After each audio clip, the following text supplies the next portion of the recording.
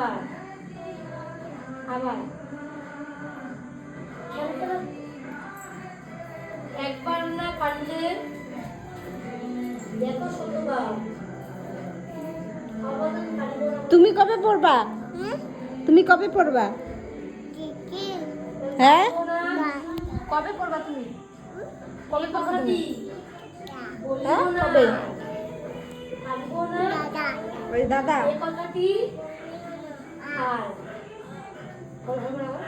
পারিও না, এই কথাটি